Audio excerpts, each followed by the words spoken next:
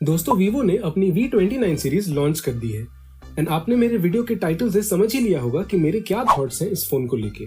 चलिए अच्छे से बताता हूँ कि क्यों ये फोन आपके पैसों के लायक नहीं है। शुरू करते हैं डिस्प्ले से। तो यहाँ फोन के डिस्प्लेस तो काफी अच्छे हैं। दोनों फोन्स में हमें 6.78 इंच का curved AMOLED HDR10+ certified 120 hertz panel देखने को मिलता है, जो आता है 1300 निट्स की पीक ब्राइटनेस के साथ।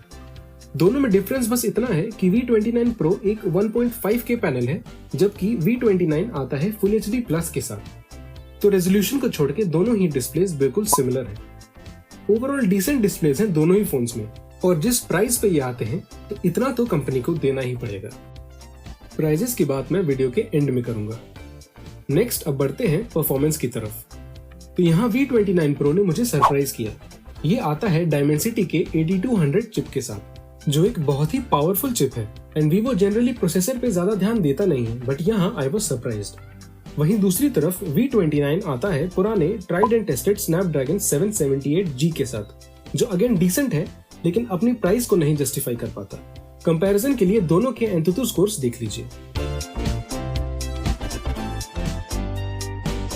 स्टोरेज डिपार्टमेंट में भी Vivo V29 Pro is decent, क्योंकि ये आता है नए LPDDR5 RAM and UFS 3.1 storage के साथ। लेकिन V29 यहाँ भी डिसअपॉइंट करता है। ये आता है पुराने LPDDR4X RAM and UFS 2.2 storage के साथ, जो अगेन इस प्राइस पे अनजस्टिफाइड है। परफॉर्मेंस के बाद अब बढ़ते हैं कैमरास की तरफ। Vivo हमेशा से जाना जाता है अपने कैमरास के लिए एंड यहाँ भी अच्छा परफॉर्म करता है V29 Pro।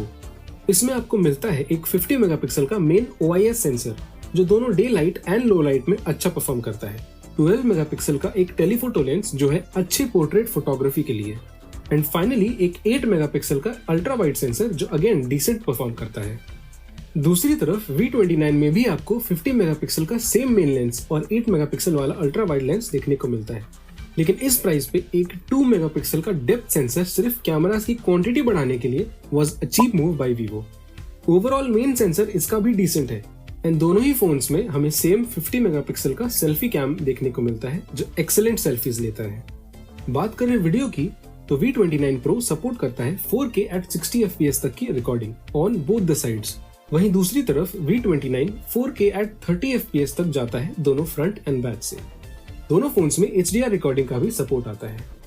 Overall V29 series का camera definitely one of the best है सेगमेंट में, लेकिन V29 का 2 मेगापिक्सल डेप्थ सेंसर थोड़ा चीप तो लगता है।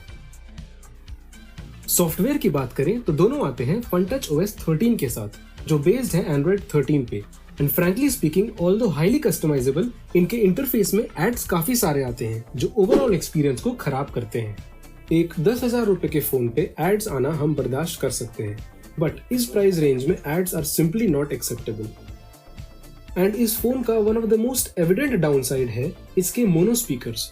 आई डोंट अंडरस्टैंड, आज के टाइम में जब दूसरी कंपनी 10,000 के फोन में भी स्टीरियो स्पीकर्स दे रही है, तो इतने प्राइस पे Vivo का कोई भी एक्सक्यूज एक्सेप्टेबल नहीं है। चाहे आप कितना भी ईयरफोन यूज करें, लेकिन as an option stereo speakers तो देना ही चाहिए ब्रांड को। कनेक्टिविटी डिपार्टमेंट में आपको सारे जरूरी सेंसर्स मिल जाते हैं।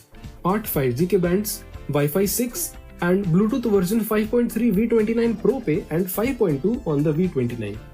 फिंगरप्रिंट सेंसर भी हमें इन डिस्प्ले देखने को मिल जाता है। बैटरी आपको दोनों फोन्स में 4600 mAh की देखने को मिल रही है, अलॉन्ग विथ 80 वॉट चार्जर। तो गाइज, ये सारी बात जान लेने के बाद अब आते हैं प्राइजेस पे। V29 आपको दो वेरिएंट्स में मिल रहा है। 8 128GB वेरिएंट का प्राइस है 32,999, whereas 12 256GB वेरिएंट का प्राइस है 36,999। वहीं V29 Pro का 8 256GB वेरिएंट आता है 39,999 के प्राइस पे, एंड 12 256GB वेरिएंट आपको मिल जाएगा 42,999 के प्राइस पे। अब प्राइसेस जान लेने के बाद मैं अपना वर्डिक्ट सुनाता हूँ। V29 को तो आपने क्लियरली इग्नोर करना है।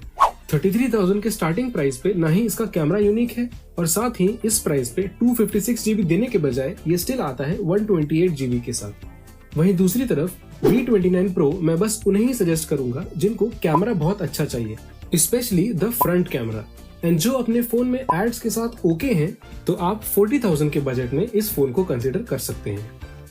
डिजाइन सब्जेक्टिव है, वो आप खुद डिसाइड कर सकते हैं। और इसी के साथ मैं वीडियो एंड करना चाहूंगा इस बात के साथ कि Vivo V29 सीरीज के साथ कुछ खास मजा नहीं आया। At this price, you can consider something like the Nothing Phone 2 or even the Pixel 7 during the upcoming sale. तो चलिए दोस्तों, अगर अभी तक सब्सक्राइब नहीं किया है आपने तो जल्दी से रेड बटन को ग्रे कर दीजिए एंड हम मिलते हैं आप नेक्स्ट वीडियो में। तब तक के लिए आप सब अपना ख्याल रखिए।